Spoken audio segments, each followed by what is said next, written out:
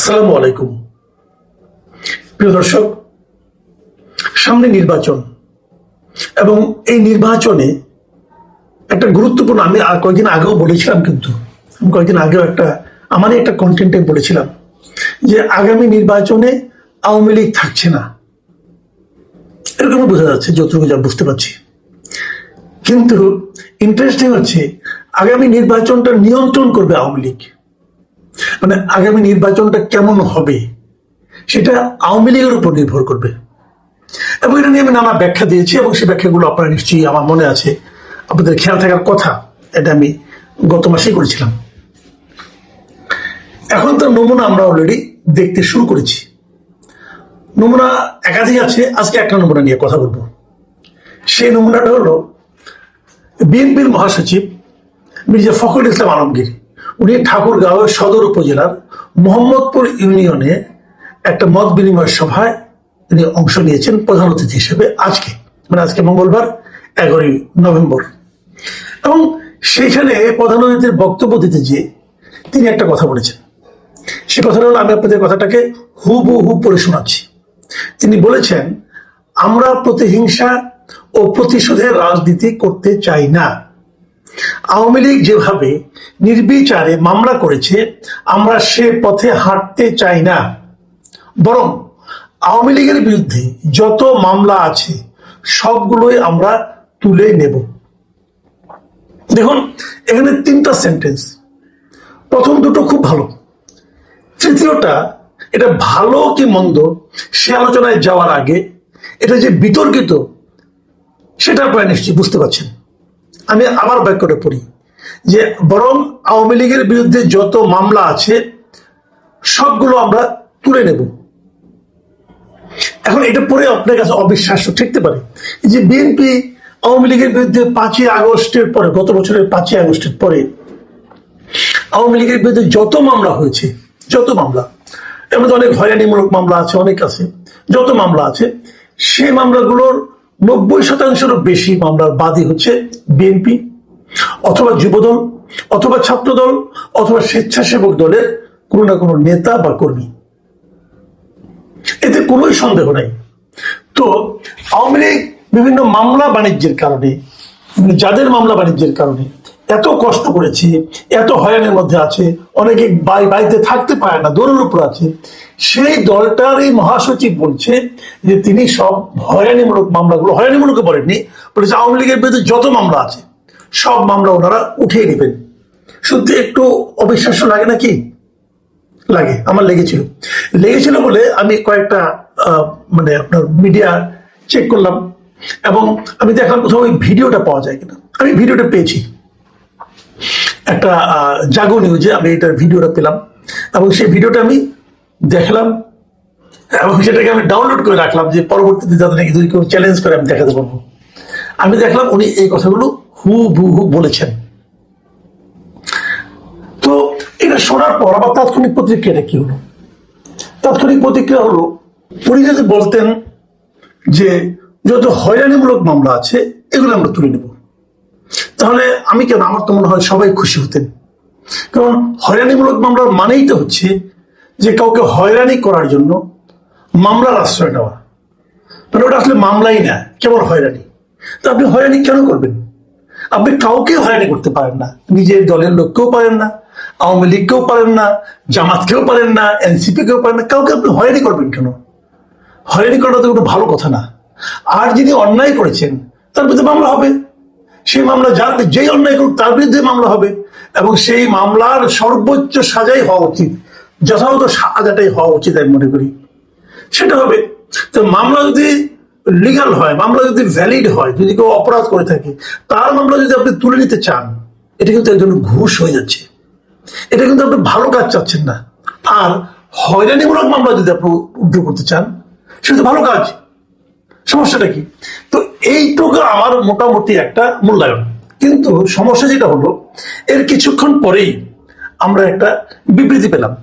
সেই বিবৃতিটা দিয়েছেন বিএনপির অফিস থেকে, বিএনপির সহ দপ্তর সম্পাদক অ্যাডভোকেট মোহাম্মদ তাইফুল ইসলাম টিপু, উনি সিগনেচার করে সন্ধ্যায় একটা বিবৃতি পাঠিয়েছেন বিভিন্ন মিডিয়াতে, এবং সেখানে মির্জা ফখরুল ইসলাম আলমগীর বলেছেন যে গণমাধ্যমে নাকি ওনার বক্তব্য ভুলভাবে উপস্থাপন করা হয়েছে।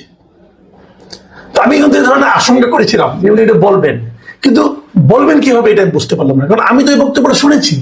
গণমাধ্যম যারা লিখেছে, আমি একাধিক পত্রিকার বক্তব্যটা দেখেছি, ওনার বক্তব্যটা সবাই দেখেছি, সবাই মিলিয়ে নিয়ে সেখানে আমি জানি না, অনেক জায়গায় ভিডিওটাও আছে।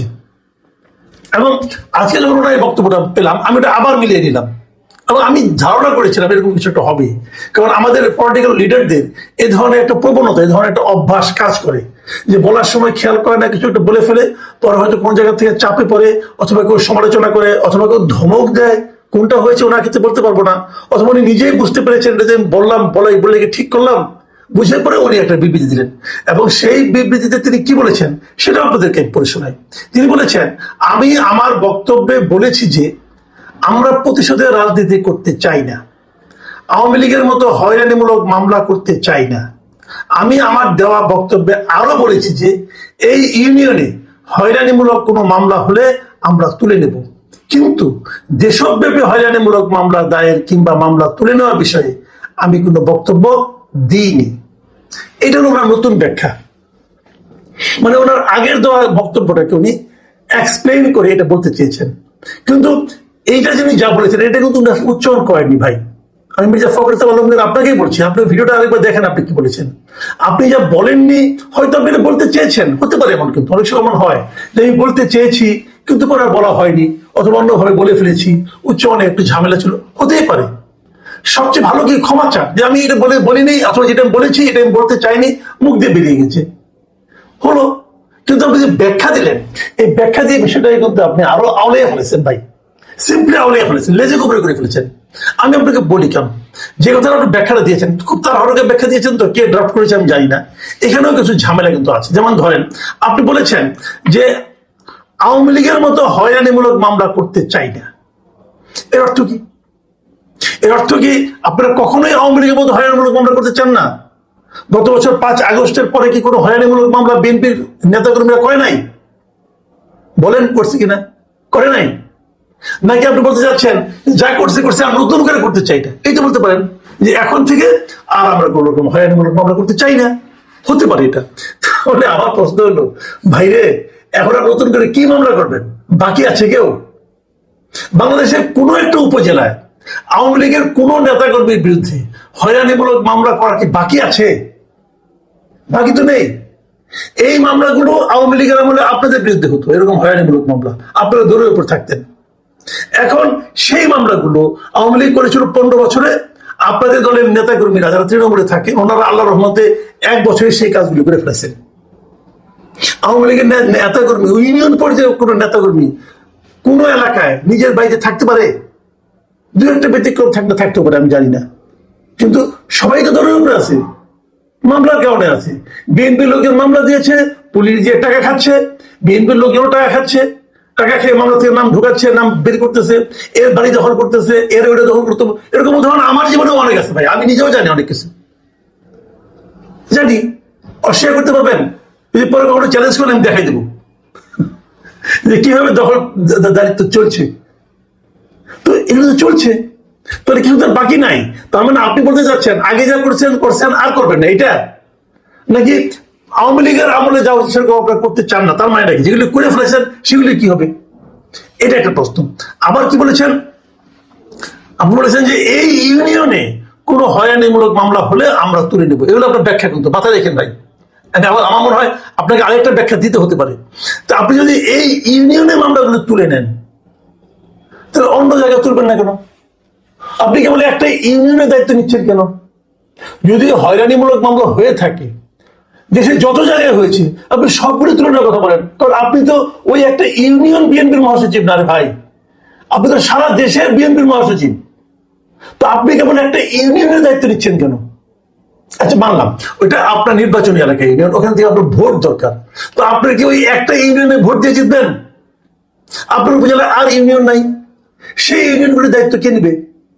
আপনি কেবল একটা ইউনিয়নে হয়রানিমূলক মামলাগুলো তুলে নেবেন, অন্য অন্য ইউনিয়নে যদি হয়রানিমূলক মামলা হয়ে থাকে সেগুলি কে তুলবে? সেগুলি তোলার কথা বলছেন না কেন? সেটা তো বলা দরকার। ভাই আমার মনে হচ্ছে ভাই আপনার সমস্যাটা কি আমি বুঝতে পারছি না, মাথা হলে গেছে কিনা জানি না, কিন্তু আমার কথা হলো এরকম হয় যখন নাকি আপনি একটা কথা বলেন সে কথা থেকে ব্যাক করতে চান তখন উল্টাপাল্টা ব্যাখ্যা দিন না, উল্টাপাল্টা ব্যাখ্যা দিলে আপনি আরো আওড়ায় যাবেন। আমি খুশি হতাম যদি আপনি বলতেন যে সারা দেশে যত হয়রানিমূলক মামলা হয়েছে আমরা সবগুলি প্রত্যাহার করে দেব। আমি বুঝি আপনি এটা কেন বলেছেন, আপনি বলেছেন আওয়ামী লীগের ভোট পাওয়ার জন্য, কারণ আওয়ামী লীগের যে ভোটগুলো আছে সেগুলো তো কোথাও না কোথাও দেবে, এগুলি কিন্তু বিএনপি পাবে বলে মনে হচ্ছিল না। জামাত এগুলি এক ধরনের বুকিং দিয়ে ফেলাইছিল, এখন আওয়ামী লীগের লোকজন যে মামলা মোকদ্দমা করছে জামাত তাদেরকে রক্ষা করার চেষ্টা করছে, কাজে তাদের কিন্তু জামাতের প্রতি এক ধরনের সিম্প্যাথিক কাজ করা শুরু করেছে। তার বিপরীতে আপনি যদি এই ধরনের এই স্টেপটা নিয়ে থাকতেন, যদি নিতে পারতেন যে আমি কোনো হয়রানিমূলক মামলা করবো না, আমরা উঠেই নেবো সব যেগুলো আছে, তাহলে কিন্তু আপনারা ভালো করতেন, আপনাদের রেজাল্ট ভালো হতো, আপনারা লোকদের ভোটগুলি পেতেন। জামাত তাদেরকে হয়তো বা সাপোর্ট দিয়েছে কিন্তু মামলা তোলার ক্ষেত্রে কোনো রকম তদবির করে নাই। আর আপনি যদি মামলাগুলি তুলে নেওয়ার কথা বলতেন, মানে হয়রানিমূলক মামলা, কিন্তু আমি বলছি, আবার বলছি যে জেনুইন মামলা তোলার জন্য আমি বলছি না, যেগুলি হয়রানিমূলক মামলা আপনারা জানেন কোনগুলি হয়রানিমূলক মামলা, যদি উঠাই নিতেন আপনাদের ভোট বাড়তো।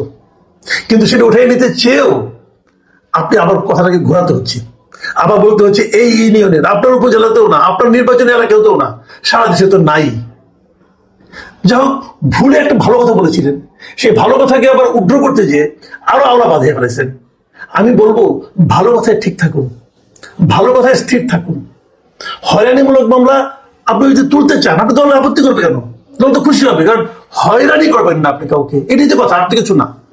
জেনুইন মামলাগুলো থাকুক, তাহলে কিন্তু আমার মনে হয় সেটা হতো প্রপার রাজনীতি।